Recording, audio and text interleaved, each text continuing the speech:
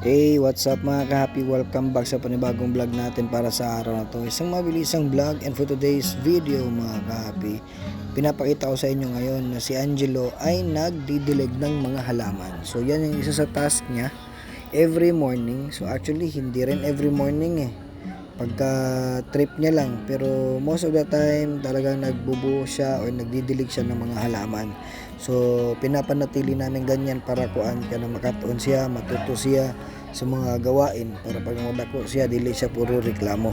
So amo siyang padakon nga medyo ingon ana na galisod-lisod kunuhay para dili sila mahimong walang alam pag natigulang sila.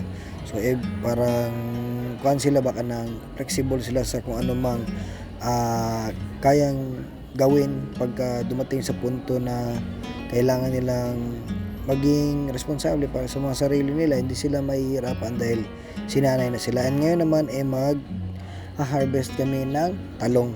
So sa aming mga talong na nasa pot, namumunga na ulit. So ayan, nag-harvest kami para gawing ulam. So gusto nila na sila yung mag-harvest kaso di sila marunong, kaya ako yung naggugupit. Sila yung tagahawak tapos ipapakita nila sa nanay nila. So isa din yun sa mga itinuturo namin sa kanila, yung pagtatanim para may anihin. So ganun din sa pag-aaral nila na kailangan nilang mag-aral para bandang huli parang mayroong ding aanihin sa kung ano man yung itinanim nila, hindi ba? So yun yung tama at dapat natin gawin. Kung ano man yung naging mali natin, itama natin para sa mga bata. So ayan na, at pinapakita na nila kung ano yung kanilang mga na-harvest.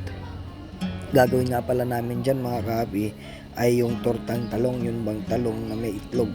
So scramble pa rin. Napakasarap ng luto na yan at isa yan sa mga paborito nilang kainin. Na pagkahanggang ngayon talagang tinitignan nila yung talong kung may bunga ba. So unfortunately medyo mahina yung bunga ng ating mga talong, pero sa 5 pot natin madami tayong nakukuhang bunga dyan kapag nagkahinugan ng sabay-sabay. So eto na, hanggang dito lang muna yung video. Tingnan nyo kung ilang piraso yung na-harvest nila.